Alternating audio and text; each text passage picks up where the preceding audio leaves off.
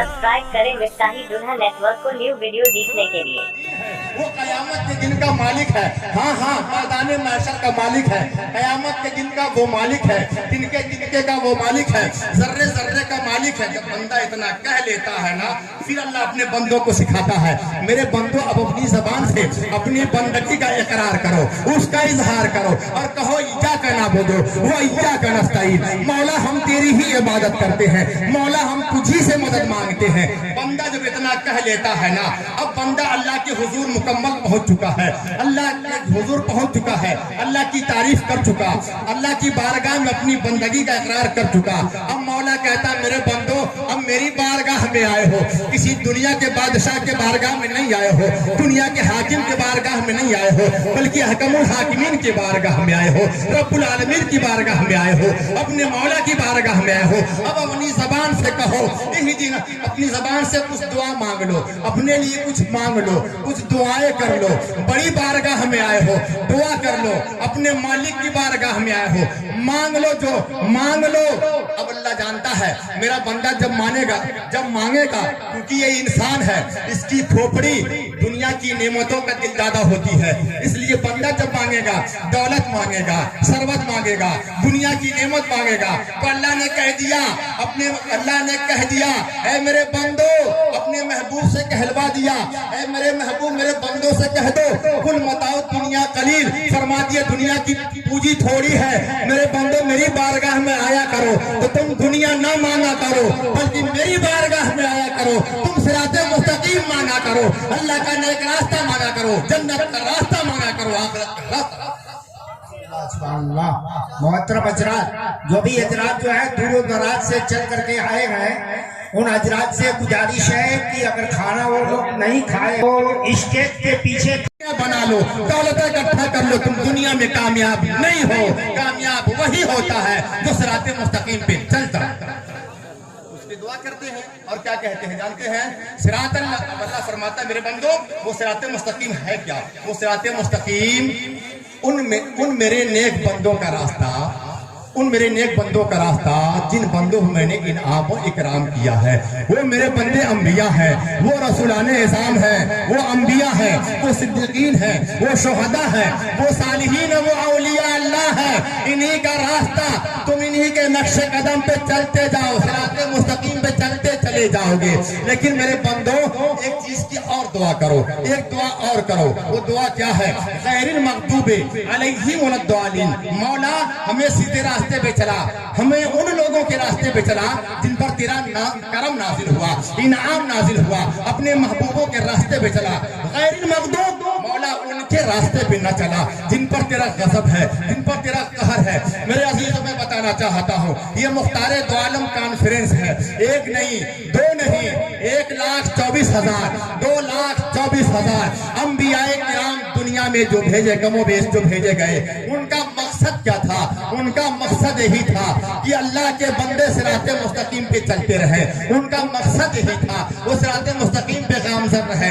हज़रात गिरामी क्यों उनकी जरूरत पड़ी, इसलिए जरूरत पड़ी जब आदम अलैहिस्सलाम का पुतला बनकर जन्नत में तैयार हुआ था, अल्लाह ने जब आदम को तैयार किया, उनका वजूद बख्शा, कहिए सुभान अल्लाह। जब वो पैदा हुए, जुमातुल मुबारका का दिन था, उस दिन वो पैदा हुए थे और उसी दिन जब बन के तैयार हो गए, बिल्कुल आदम का वजूद हो गया, जुमातुल मुबारका का दिन है। अब मौला आदम अलैहिस्सलाम को अल्लाह ने पैदा किस लिए किया था, अपनी बंदगी के लिए। वमा खलक़तुल जिन्ना वल इंसा इल्ला लियअबुदून, हमने इंसानों जिन्नातों को अपनी बंदगी के लिए पैदा किया है। लेकिन मैं पूरी गारंटी के साथ मेरे रसूल से कह रहा हूँ, अल्लाह ने क्या कहा, उसजुदू लिआदम, ऐ जन्नत में रहने वाले जन्नतियों, ऐ जन्नत में रहने वाले लोगों, ऐ मेरी बारगाह में सजदा करने वाले लोगों, ऐ मेरे वलूहियत का इकरार करने वाले लोगों, ऐ मेरे बंदो सुनो सुनो, उसजुदू लिआदम, आदम बन के तैयार हो गए।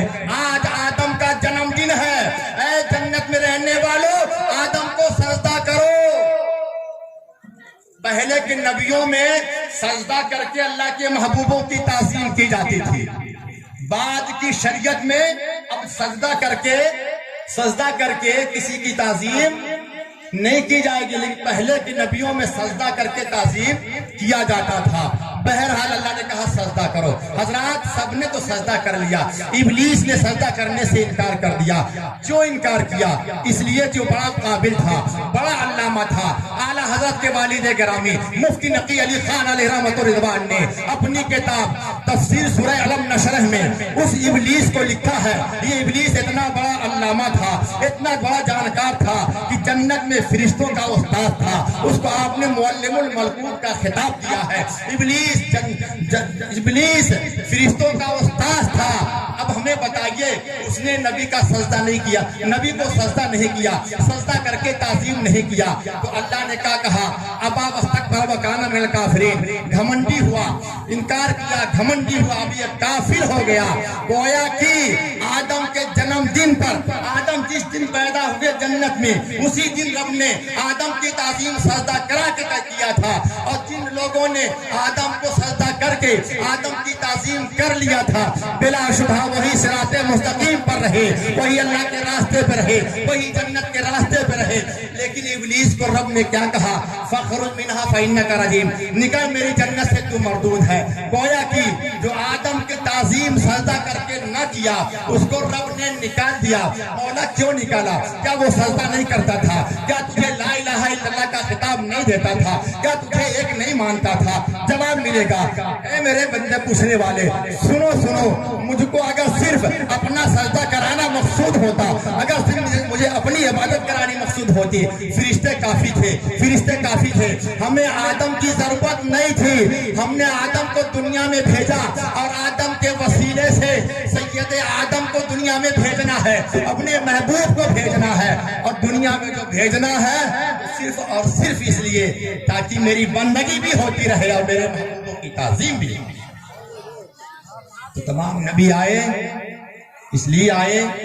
اب جب وہ شیطان جس کو جنت سے نکال دیا، اس نے کہا مولا ہم کو زندگی دے دے۔ کہا کب تک؟ کہا قیامت تک۔ کہا جا زندہ رہے گا قیامت تک۔ جس ابلیس نے آدم کو سجدہ نہیں کیا وہ آج بھی زندہ ہے، قیامت تک زندہ رہے گا۔ اس نے کہا مولا ہم تیرے صراط مستقیم پہ قسم خدا کی بیٹھیں گے، اور تیرے نیک بندوں کو آدم کی وجہ سے میں جنت سے نکالا گیا ہوں، بہکاتا رہوں گا۔ اللہ نے کہا اے ابلیس سن لے، اگر تو صراط مستقیم پہ بیٹھے گا تو صراط مستقیم پہ چلانے والوں کو میں نبیوں کو بھیجا، رسولوں کو بھیجتا رہوں گا، شہداء صالحین کو بھیجتا رہوں گا، اولیاء کاملین کو بھیجتا رہوں گا، اور یہ میرے نیک بندے، مخلص بندے تیرے بہکاوے میں نہیں آئیں گے۔ اور سنو، اور جو میرے نیک بندے ان کے نقش قدم پہ چلتے رہیں گے، ان کے پیچھے پیچھے چلتے رہیں گے، ان کے صراط مستقیم پہ چلتے رہیں گے، تو بلا شبہ وہ ہمارے نیک بندے بھی جنت میں جائیں گے، اور انہیں کے وسیلے سے بھی جنت میں جائیں گے۔ اے ابلیس، لیکن جو تیری بات مانے گا،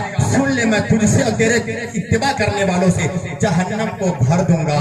نبی آئے، رسول آئے، 1,24,000 اسی لیے آئے تھے تاکہ ہم اور آپ صراط مستقیم پر چلیں، صحیح راستے پہ چلیں، دین کے صحیح راستے پہ چلیں۔ حضرات، نبی جب تک مکے میں تھے نا، 40 سالہ زندگی گزارے ہیں، پورا مکہ ان کا وفادار تھا، ان کی تعریف کرتا تھا، صادق الامین کہتا تھا۔ لیکن جب میرے آقا نے فاران کو ٹوٹی بھی کہا، اے مکے والوں، میں تم سے ایک بات کہنا چاہتا ہوں، کیا میری بات مانو گے؟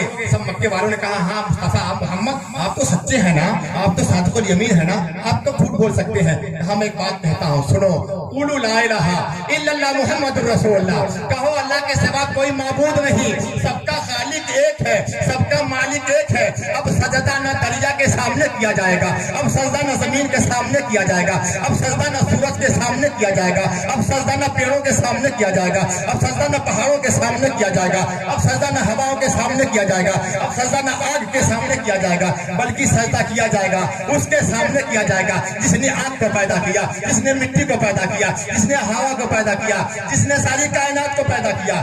وجہ یہ ہے کہ اے انسانوں، اے مکے والوں، سنو، تم کو رب نے انسان بنایا، آدمی بنایا۔ آدمی اسے کہتے ہیں جس کے جسم کے اندر مٹی بھی موجود ہے، جس کے جسم کے اندر ہوا بھی موجود ہے، پانی بھی موجود ہے، آگ بھی موجود ہے، اور دنیا میں سب سے طاقتور چیز ہے، آگ ہے، پانی ہے، مٹی ہے، ہوا ہے۔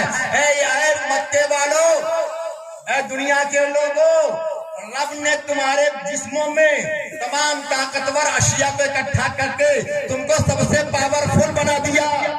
तुम इतने ताकतवर हो, जब चाहो जमीन का सीना चीर दो, पानी निकाल लो, जब चाहो तुम पहाड़ों को रेजा रेत के अपनी सड़कें बना लो, जब चाहो तुम दरियाओं पर अपनी जहाजों को दौड़ा करके, अपनी पनडुब्बियों को दौड़ा करके पानी को अपने कब्जे में कर लो, जब चाहो तुम आग को कंट्रोल कर लो, जब चाहो तुम हवाओं को कंट्रोल कर लो। पता चला इन तमाम चीजों, ये तमाम चीजें वो हैं कि जिनको रब ने पैदा किया है। अब इंसान का सर कहाँ झुकेगा? जिसको रब ने सबसे बुलंद बनाया, तमाम जानवरों का सर झुका के बनाया, इंसान का सर उठा के बनाया, ताकि दुनिया को यकीन हो जाए कि इंसान का सर दुनिया में किसी मखलूक के सामने नहीं झुकेगा। अगर ये झुकेगा वहदहू ला शरीक के सामने झुकेगा। अमा अलैना इल्लल बलाग। अस्सलामु अलैकुम।